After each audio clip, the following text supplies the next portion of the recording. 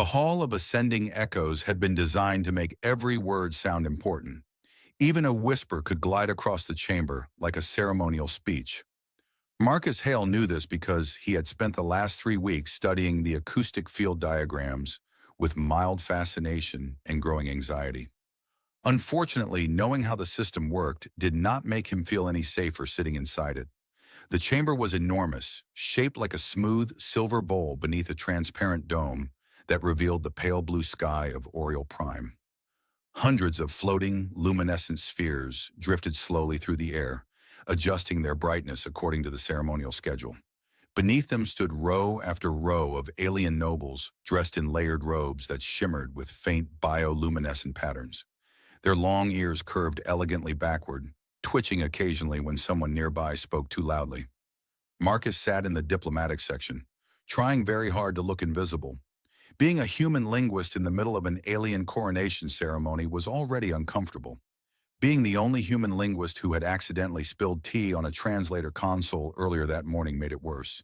He glanced down at the slim translation tablet resting on his lap. Lines of alien text scrolled slowly across the surface, while the device tried to interpret the complex tones of the Orieli language. Marcus whispered quietly to himself, "Varial. Chaten. No, that's wrong." The translator emitted a polite chime. "Correction. Rising tonal emphasis required." Marcus sighed. "Of course it is." Around him, the ceremony was reaching its most important moment. At the far end of the hall stood the royal dais, where Queen Yira was preparing to receive the ancient crown of the Oriole Dominion. The crown itself hovered above a small gravitational pedestal, rotating slowly while tiny energy filaments danced around its surface like captive lightning. Marcus had seen photographs of Orieli rulers before, but standing in the same room as one felt strangely different. Yira looked younger than he expected, tall, composed, and surrounded by towering nobles who clearly enjoyed standing too close to power. Her long ears framed a calm face that revealed almost nothing about what she was thinking. A ceremonial cloak flowed behind her like a quiet river of silver fabric. Marcus leaned slightly toward the small hovering translator drone beside his seat. "Quick question," he murmured. The drone rotated politely. "Yes, linguist Marcus. Why does everyone look like they're attending either a coronation or a funeral? Historical records indicate that Orieli coronations often resemble both." Marcus nodded slowly. "That explains the atmosphere." He returned his attention to the tablet. The translator had highlighted several ceremonial phrases used by court officials.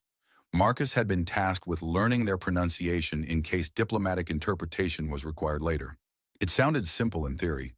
In practice, Orieli language contains 7 tonal shifts, 3 harmonic pauses, and at least 1 syllable that Marcus suspected required an additional set of lungs.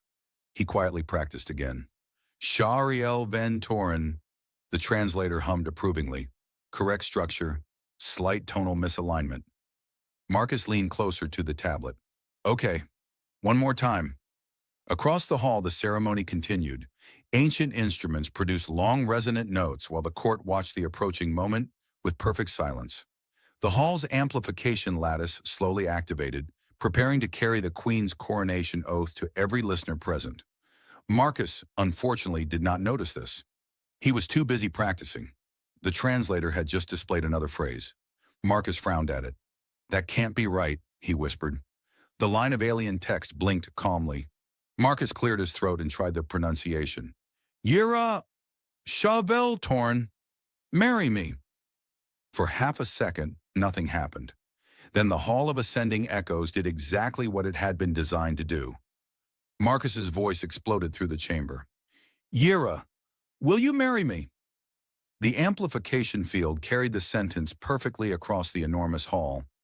The words bounced between the crystal pillars, echoed through the dome, and returned again with impressive clarity. Every conversation stopped. Every noble froze. One floating light sphere dimmed slightly, as if it too had become embarrassed.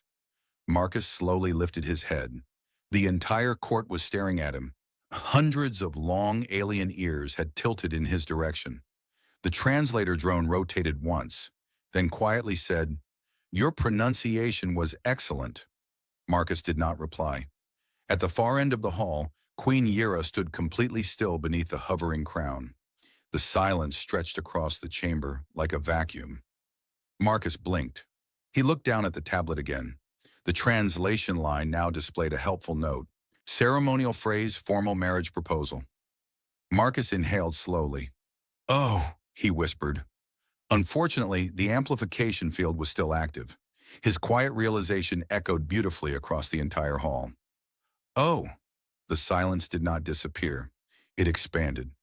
Marcus had always imagined silence as the absence of sound, but the silence filling the hall of ascending echoes had weight.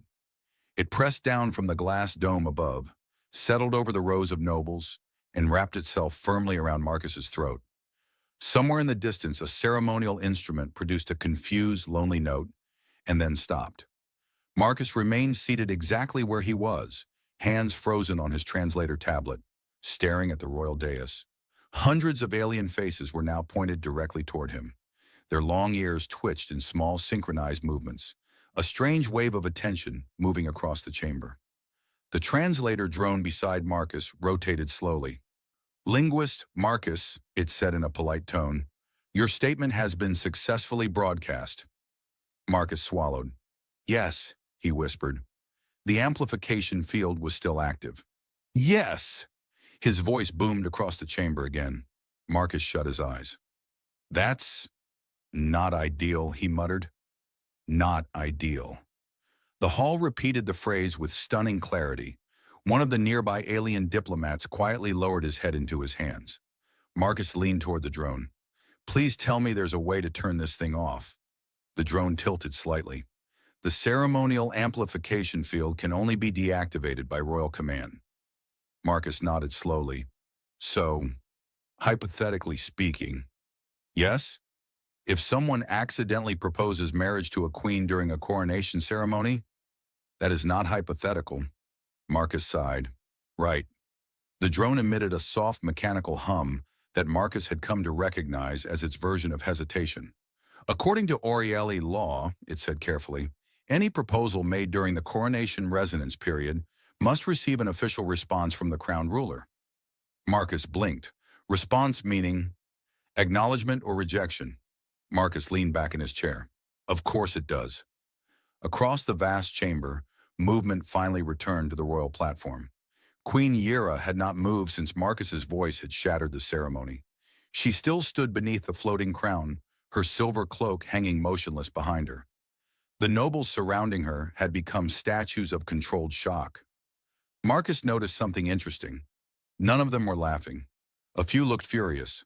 Several looked terrified. One older noble appeared to be calculating something rapidly inside a small wrist console. Marcus whispered to the drone again. "Just curious," he said. "How often does this happen?" "Public proposals during coronations are extremely rare." "Rare as in?" "Historical records indicate the last occurrence was approximately 912 years ago." Marcus nodded thoughtfully. "Well, that's comforting." Comforting. The word echoed beautifully through the hall. Marcus covered his face with both hands.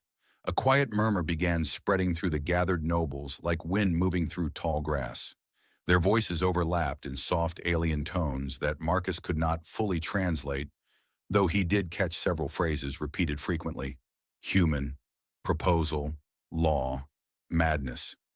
The drone quietly processed the discussion. "Court consensus currently estimates that you did not intend the proposal." Marcus lowered his hands. "Oh, good." "However," the drone continued, "intent is not required for ceremonial validity." Marcus stared at it. "You're kidding." "I do not possess humor subroutines." Marcus glanced toward the royal dais again. Queen Yira finally moved. She stepped forward slightly, and the motion alone was enough to silence the whispering court. The floating crown descended slowly onto her head, guided by thin threads of shimmering energy. When it settled into place, the light within the crown pulsed once, like the quiet ignition of a distant star. The coronation was complete. Marcus immediately began calculating whether fainting would help the situation. The drone spoke again. "Linguist Marcus." "Yes?" "The queen is looking directly at you." Marcus resisted the urge to slide under his chair. "Maybe she's looking at someone behind me." There is no one behind you. Marcus nodded slowly. Right. He forced himself to look up. Queen Yira's gaze crossed the enormous chamber and landed on him with unsettling precision.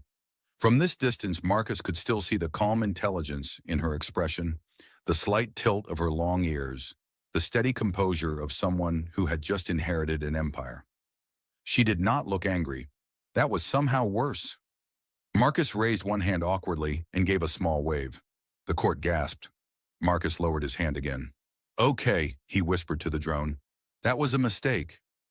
The queen began walking down the steps of the royal platform. Every noble in the hall shifted slightly as she passed them, clearing a path across the chamber floor.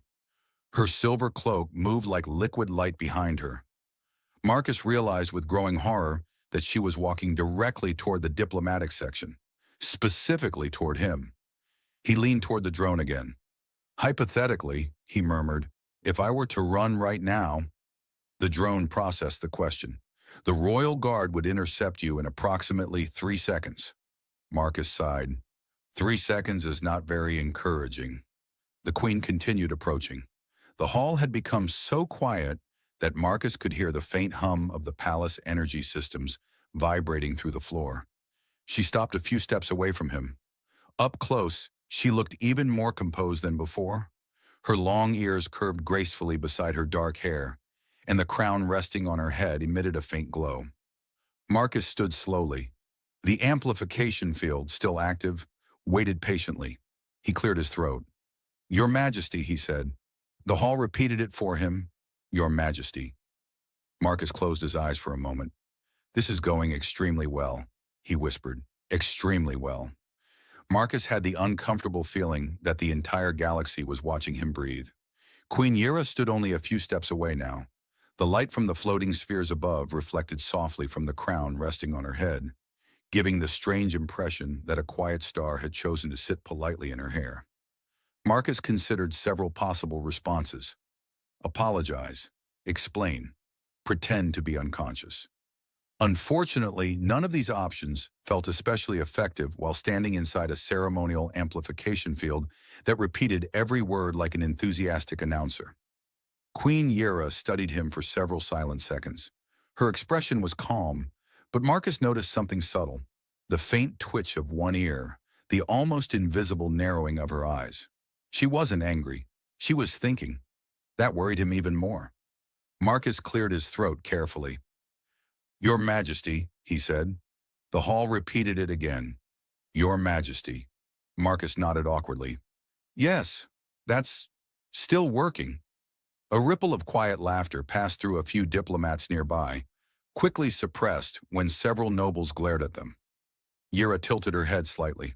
Her voice when she spoke was steady and surprisingly gentle. You are the human linguist. The translation system carried her words smoothly through the chamber. Marcus pointed weakly at himself.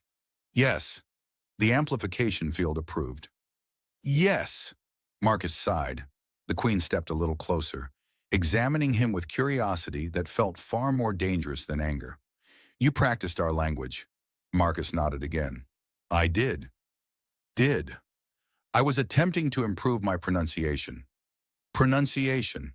A nearby noble muttered something in Orieli that Marcus did not fully understand, but the tone strongly suggested disapproval. Yira glanced briefly toward the murmuring nobles. The look was quiet, but it had immediate effect. The whispers stopped. Marcus leaned slightly toward the translator drone hovering beside him. Is she mad? He whispered. The drone responded instantly.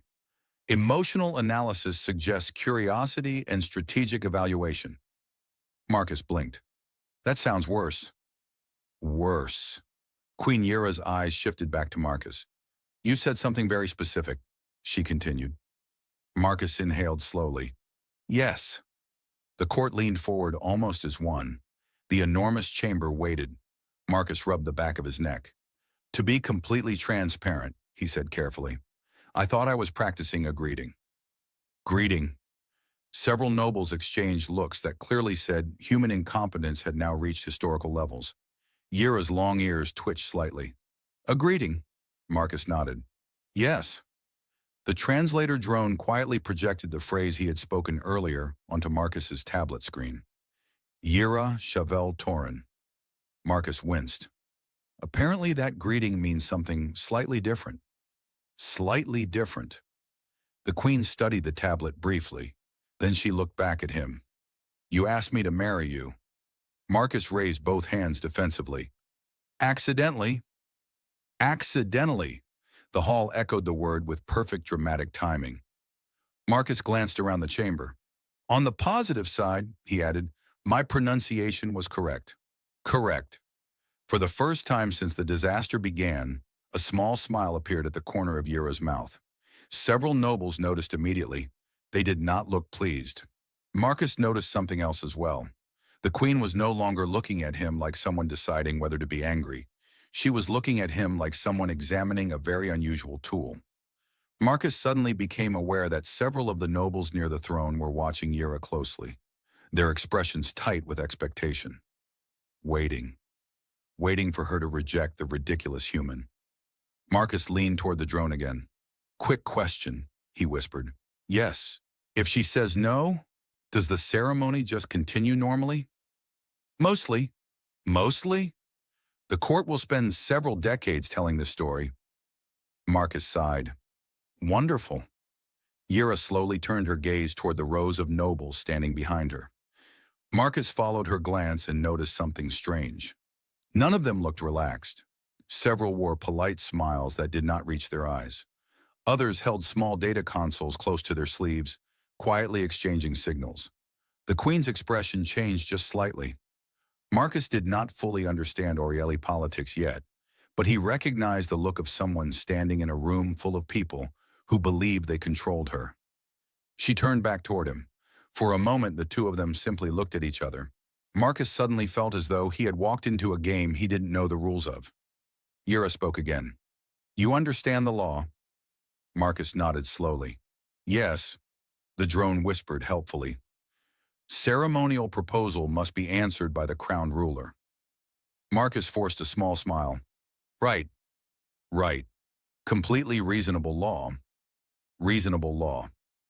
One noble in the back made a choking sound. The queen's eyes moved across the court once more. Marcus noticed it now. The subtle tension, the expectation, the pressure surrounding her. Then she looked back at him again.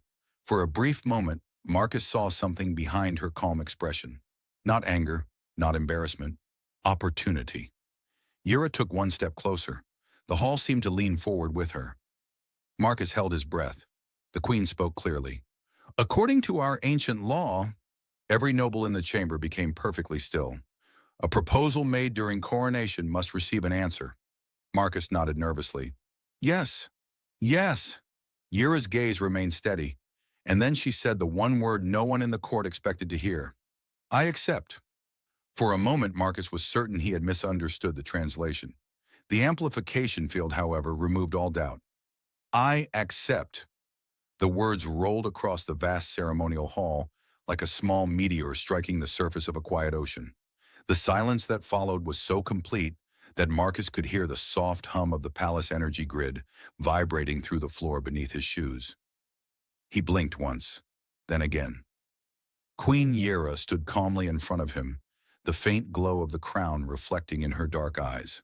Her long ears relaxed as if she had just announced something mildly interesting, rather than detonated a political supernova. Marcus opened his mouth, closed it again, opened it a second time. I'm sorry, he said carefully. Sorry. Did you just accept? Accept. The translator drone beside him emitted a small, satisfied chime. Confirmation, it said politely. The queen has formally accepted the proposal. Marcus stared at the drone. You're very calm about this. Calm about this. I am a machine. Marcus nodded slowly. Fair point. Across the hall, the reaction finally arrived. It did not arrive quietly. Gasps erupted from several rows of nobles. One advisor dropped a data tablet that clattered loudly against the crystal floor. A tall general near the dais appeared to forget how breathing worked for a few seconds. Several diplomats began whispering rapidly. Marcus heard fragments of translation from nearby translator devices. Impossible. Ancient law. Human? Strategic disaster. One elderly noble leaned toward another and whispered something so urgently that his long ears nearly tied themselves into a knot. Marcus glanced back at Yira. You know, he said carefully, most people would have gone with the rejection option. Rejection option. A faint smile touched the corner of the Queen's lips. That option was available. Available. Yet you chose. Marcus gestured weakly at himself. This. This. The court murmurs intensified. Yira spoke quietly, but the amplification system carried her words effortlessly through the hall. Ancient law is very clear. Clear. A proposal made during the coronation must be honored. Honored. Marcus rubbed his forehead. Technically, I didn't mean to propose. Mean to propose. A few nobles looked as though they might explode. The Queen tilted her head slightly. But you did. Did. Marcus considered arguing. Then he remembered that the entire empire was currently listening. That's difficult to debate. Debate. The translator drone floated a little closer to Marcus. Congratulations, it said. Marcus slowly turned toward it. You are congratulating me. Yes. On accidentally proposing to an alien queen in front of her entire government. Correct. Marcus stared at the drone. You need better social awareness software. Social awareness software. A small wave of quiet laughter spread through several of the human diplomats seated nearby. Even a few Orieli guards appeared to be struggling to maintain their composure. At the center of the hall, however, several nobles were clearly not amused. Marcus noticed them now. A tall, silver-robed figure whispering urgently to another advisor. A military officer staring at Marcus with the focused intensity usually reserved for incoming missiles. And behind them all, a cluster of political elites exchanging very quick signals through wrist consoles. Marcus leaned toward the drone again. Hypothetically speaking, he whispered, how many powerful people just became extremely unhappy? The drone processed the question. Preliminary estimate, many. Many. Marcus sighed. Great. Great. Queen Yira stepped a little closer. Now that she stood only a meter away, Marcus could see details he had missed before. The delicate pattern etched into the crown, the faint glow of alien technology woven into her cloak, the subtle intelligence in her gaze. She studied him again, quietly. You appear surprised. Surprised? Marcus laughed softly. That might be the understatement of the century. Understatement of the century. 5 minutes ago, I was practicing vocabulary. Vocabulary. Now I appear to be engaged to the ruler of a stellar empire. Stellar empire. Several nobles visibly flinched at the phrase. The Queen's expression remained calm. Yes. Yes. Marcus looked up at the enormous hall again. Hundreds of alien nobles. Dozens of diplomats. Royal guards in gleaming armor. Every single one of them staring at him. He leaned toward the drone again. Another quick question. Yes. If I faint right now, will that solve anything? The drone paused. Unlikely. Marcus nodded slowly. Thought so. Thought so. Yira watched him for another moment. Then she said something that only Marcus could hear, her voice low enough to escape the amplification lattice. You made a mistake. Marcus nodded weakly. That's becoming very clear.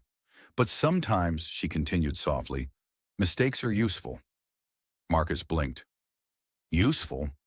She looked briefly toward the nobles gathered near the throne. For the first time since the ceremony began, Marcus saw something sharp behind her calm expression. Calculation. Then she looked back at him again. You may have just solved a problem I was about to spend years fighting. Marcus frowned. I did. D.A.D. The Queen allowed herself a small, almost amused smile. Yes. Yes. Marcus exhaled slowly. Well, he said, I'm glad my career-ending diplomatic disaster could be helpful. Career-ending diplomatic disaster. A few diplomats nearby quietly started laughing again. But across the hall, several nobles were no longer whispering. They were watching Marcus and the Queen very carefully, and none of them looked pleased. The court did not explode immediately. Instead, it unraveled slowly. Whispers multiplied across the hall like a spreading network signal. Nobles leaned toward one another, long ears tilted sharply as they exchanged urgent murmurs in the Orieli language. Small data panels flickered to life on wrists and sleeves as quiet messages began racing through the palace systems. Marcus watched the political panic unfold with the uncomfortable feeling of someone who had accidentally kicked a control panel during a spaceflight. Queen Yira, on the other hand, looked almost peaceful. She turned slightly, allowing her gaze to sweep across the assembled nobles. The crown glowed faintly above her brow, and the floating light spheres shifted their brightness as if acknowledging that the center of gravity in the room had moved. Marcus leaned toward the translator drone again. "Is it just me?" he whispered, or did half the room just realize their plans exploded? The drone processed several conversations simultaneously. Political probability models indicate a dramatic disruption of existing power arrangements. Marcus nodded slowly. That's a very polite way of saying they're furious. Furious. Several nobles glared toward him. Marcus raised his hand slightly. Sorry. Sorry. Queen Yira turned back toward the royal platform. Walk with me, she said. Walk with me. Marcus blinked. You mean now? Now. Yes. The royal guard shifted instantly, creating a clear path through the hall. Their armor hummed softly with defensive energy fields. Each soldier moved with the quiet discipline of someone trained to intercept plasma fire before breakfast. Marcus looked at the path, then at the queen, then at the path again. Well, he murmured to the drone, this is happening. Happening. He followed her. As they crossed the chamber floor, Marcus could feel hundreds of eyes tracking every step. Some nobles stepped aside politely. Others moved more reluctantly, their expressions tight with calculation. One tall advisor in layered crimson robes bowed slightly as Yira passed. Your Majesty, the advisor said carefully, the court would welcome clarification regarding the development. Development, Marcus whispered to the drone. That's a very diplomatic way of saying, what in the galaxy just happened? The drone agreed. Correct. Yira stopped walking. The entire court stopped breathing again. She turned toward the nobles. Ancient law is clear, she said calmly. Clear. A proposal made during coronation must be accepted or rejected by the crown ruler. Ruler. The advisor inclined his head. Yes, Your Majesty. But, she continued, the law does not forbid acceptance. Forbid acceptance. A wave of uneasy murmuring moved through the court. Marcus stood quietly beside her, trying to appear less like a man who had accidentally detonated a cultural tradition. The advisor spoke again. Of course not, Your Majesty. However, the individual involved is not of Orieli lineage. Marcus leaned slightly toward the drone. I feel like I'm being discussed as a biological experiment. Biological experiment. A nearby diplomat coughed violently. Queen Yira's expression remained calm. The law does not require Orieli lineage. Lineage. The advisor hesitated. Several nobles behind him exchanged worried looks. Marcus noticed something interesting. No one was directly challenging her authority. They were circling the issue, carefully, like cautious predators who had suddenly realized the prey might bite back. Yira turned slightly toward Marcus. For the record, she said, what is your name? Marcus straightened. Marcus Hale. Hale. Profession? Linguist. Linguist. Specialization? Alien languages. Languages. A few nobles made quiet sounds of disbelief. Marcus shrugged. Apparently, I still need practice. Practice. A faint smile touched Yira's lips again. She turned back to the court. Marcus Hale will remain under royal protection while the legal council reviews the ceremonial implications. Implications. The advisor's ears twitched. Your Majesty, such a review could take time. Time. Good, Yira replied. Good. The advisor bowed again, though his expression had grown noticeably tighter. As you command. Command. Yira resumed walking. Marcus followed again, trying very hard not to trip on the polished crystal floor. When they were several steps beyond the main cluster of nobles, he spoke quietly. So, he said. So. I just want to confirm something. Confirm. Yes, Yira replied. Am I currently under royal protection? Protection. Because I accidentally proposed to you. Proposed. Or because someone in this room might try to vaporize me. Vaporize me. Yira did not answer immediately. Instead, she glanced back toward the court. Marcus followed her gaze. Several nobles were watching them with expressions that looked far too thoughtful. After a moment, the queen spoke again. Both. Both. Marcus nodded slowly. Excellent. Excellent. He looked up at the glowing dome above the hall. You know, he muttered. This might be the strangest day of my life. Strangest day. Yira glanced at him. It is also mine. Mine, Marcus laughed softly. Well, he said. Well, at least we're both improvising. Improvising. Behind them, the court of the Oriel Dominion continued whispering, and somewhere within those whispers, new plans were already beginning to form. The walk out of the ceremonial hall felt longer than the entire coronation. Marcus followed Queen Yira through a corridor of towering crystalline arches that glowed faintly with flowing lines of alien circuitry. The palace architecture looked less like a building and more like a living machine that had decided elegance was more important than practicality. Behind them, the heavy doors of the Hall of Ascending Echoes slowly sealed with a low magnetic hum. The whispers of the court were finally cut off. Marcus exhaled. Oh, good, he said. Good.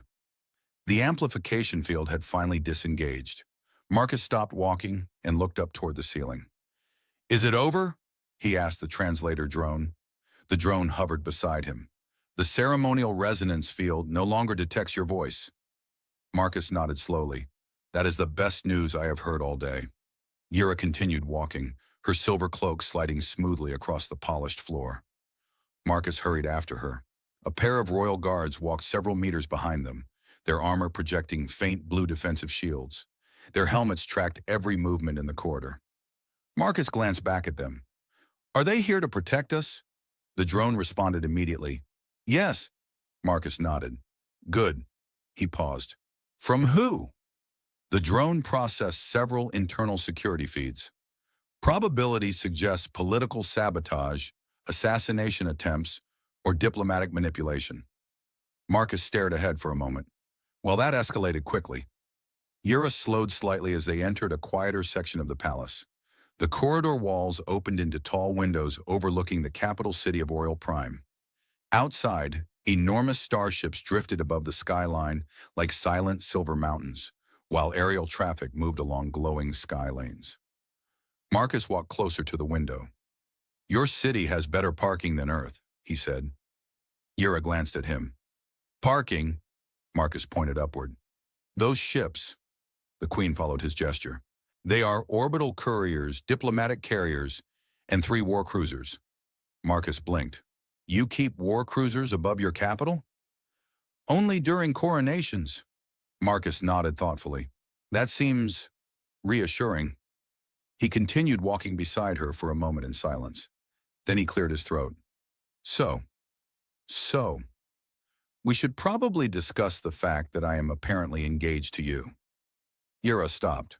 Marcus nearly walked past her. She turned toward him calmly. You are. Marcus folded his arms. I would like to emphasize that this was not part of my professional plan. Professional plan. The translator drone repeated the phrase quietly. Yira tilted her head slightly. What was your plan? Marcus thought for a moment. Well, I expected to attend the coronation, translate a few ceremonial phrases, and maybe write a very boring academic report about tonal grammar. Tonal grammar? Yes. Instead, Marcus continued, I accidentally activated an ancient marriage law in front of the entire government. Ancient marriage law. Yira's long ears twitched faintly. Marcus sighed. I feel like my university never prepared me for this. University never prepared me. One of the royal guards behind them made a suspicious sound that might have been suppressed laughter. Yira studied Marcus quietly for several seconds. You are honest. Marcus blinked. Is that unusual? Among politicians, she said calmly. Very. Marcus considered that. Good point. He leaned against the window frame. So let me guess, he said. Half the court wants you to marry someone politically convenient. Yira's silence was answer enough. Marcus nodded. Thought so. Several noble houses expected to control the throne through marriage alliances, she said. Marcus gestured toward himself. And then I appeared. Appeared. Yes. Marcus rubbed his face. I feel like a meteor that accidentally landed in the middle of your political chessboard. Chessboard. Yira stepped closer to the window beside him. You disrupted their plans. Plans. Marcus laughed softly. I disrupt a lot of things. Usually it's translation software. Translation software. For the first time since leaving the hall, Yira allowed herself a slightly wider smile. Marcus noticed it immediately. Well, that's encouraging, he said. Encouraging. At least someone is enjoying this. Yira looked out over the city. For the first time since the council forced me toward the crown, she said quietly, the nobles do not control the situation. Marcus crossed his arms again. And I'm the reason. Reason. Yes. Marcus stared out at the drifting starships above the city. That might be the strangest compliment I've ever received. Compliment. A small silence settled between them. Marcus finally spoke again. Your Majesty. Majesty. You understand that I am not actually qualified to be part of imperial politics? Politics? Yira glanced at him. That may be exactly why you are useful. Useful? Marcus sighed. That sentence worries me. Worries me. The translator drone floated slightly closer. Security update, it announced. Marcus turned toward it. What now? Several nobles are currently requesting private audiences with the Queen. Marcus nodded. Let me guess. Guess. They suddenly care about her happiness. Yira's ears tilted slightly. Marcus smiled faintly. Funny how that happens. Happens. He looked down the long corridor behind them. So what's the plan now? Plan now. Yira turned back toward the deeper chambers of the palace. We learn who wanted the throne. Throne. And who will try to take it? Take it. Marcus inhaled slowly. Well, he said. Well. I suppose every royal marriage needs a strong beginning. Strong beginning. He paused, then added quietly. Even accidental ones. 3 days after the coronation disaster, Marcus Hale had developed a new professional skill, standing in the middle of alien political conspiracies without spilling his drink. He considered this a significant personal improvement.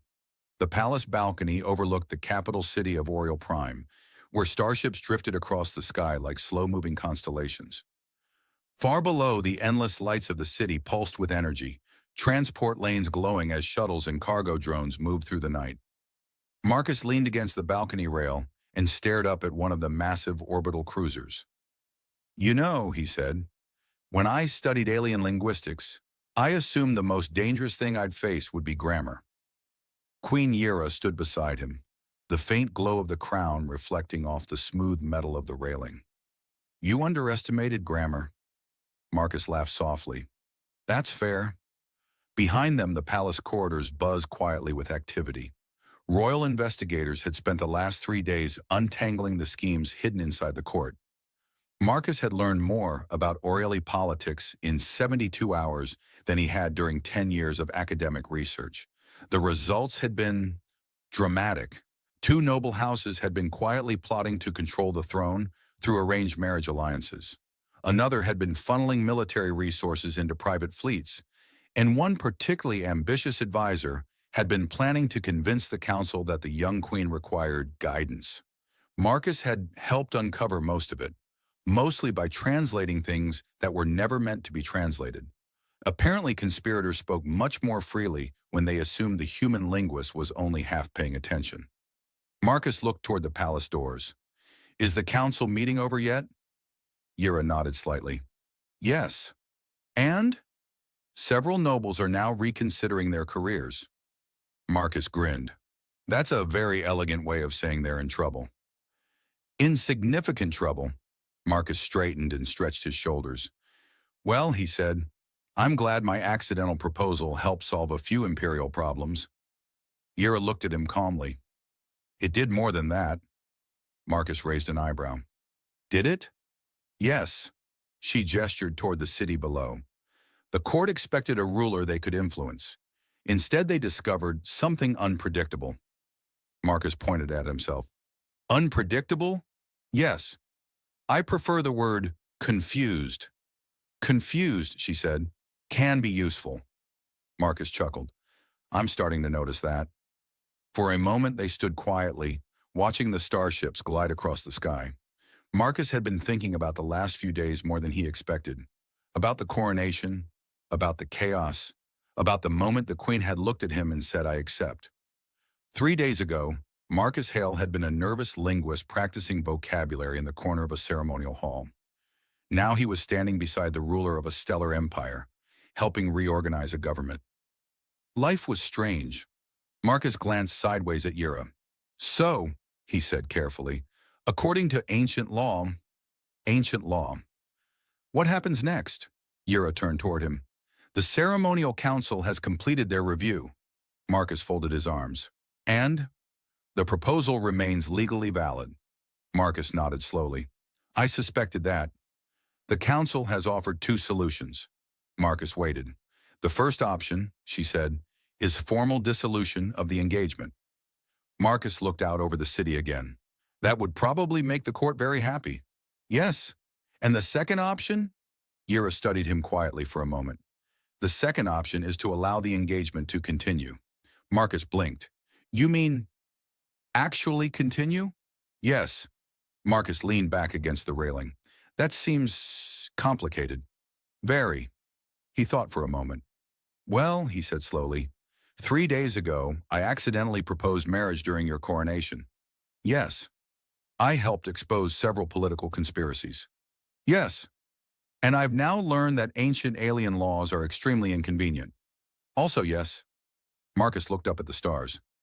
You know what the strangest part is? What? I'm not nearly as terrified as I was 3 days ago. Yira tilted her head slightly. No. Marcus smiled faintly. No. He looked back at her. I think I finally understand something. What?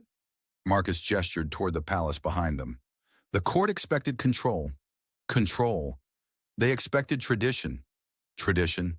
They expected everything to go exactly according to plan. Plan, he shrugged. And instead, they got me. Me.